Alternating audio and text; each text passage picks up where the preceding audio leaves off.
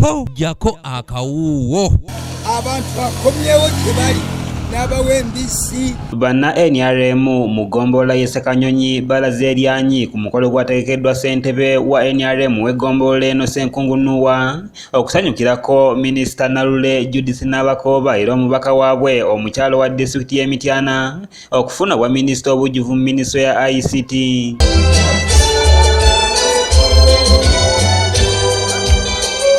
Omukolo gwatandise na kusaba era olwawedde minisita Nabakooba n'omubaka wa Mityana South Henry Makumbikamya ne bagenda mu mpaka z'amazina n'abawagizi baabwe.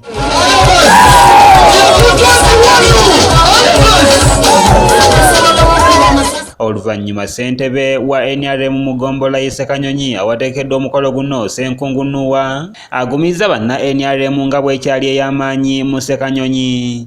NRM wiri mu Ssekanyonyi ate era egenda kubaawo mu Ssekanyonyi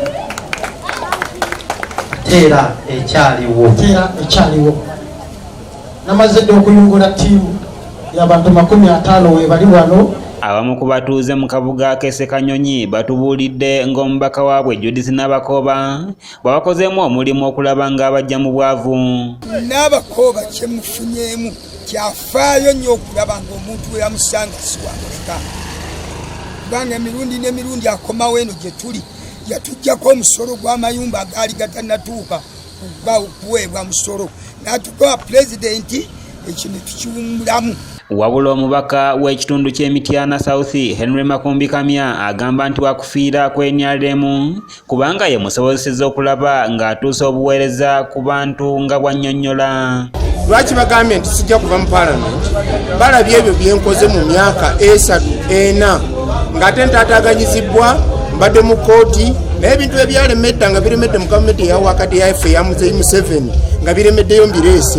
Ndeese amasanyalaze, ndeese amazzi, ndekoze ebibiina, ndeese ssente. Omubaka omukyalo w'e Mityana Nalule Judith Nabakooba era minisita wa ICT akyali omugole bw'akutta akazindaalo n'asaasira bannabyabufuzi e Mityana abaagala okumwesimbako nga balowooza nti woofiisi eyamuweereddwa egenda kumufuula bize abe nga takyalabika mu bantu nti bano baswadde. Agamba nti kati kafuna oba minisita agenda kuba bize katutambule ddala okwo kuba mutima ki eyandibadde ajaguza nti tufunye minisita agenda tuyamba ebintu byaffe byonna bituukire nayo kati kantambule nga musiiga enziro yabeera eri nze musigukula oyo mumanya si mwagazi wa nkulaakulana.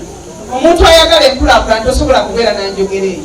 Asabye abantu okweyambisa woofiisi yamuweereddwa kubanga eno kati yafuuse yaabwe ddala. Ofiisi ngifunidde mu kiseera si kyangu, tuli mu kalulu kitegeeza nti oluuyi olumu lubeera Kampala olumu luli Mityana sisobola concentratinga naye mbasaba muleme kunswaza tukolere wamu tutambuze emirimu. Ofiisi eyo si yange yammwe. Kayanja Nyanzi yakusakidde eggulire lino okulwa ABS Television. Agenza agaba embisi, agenza agaba entula, agaba obutungulu ne polisi yennyini ey'ebisundu awo waliwo obutungulu bwe yagaba era ennimiro weeri.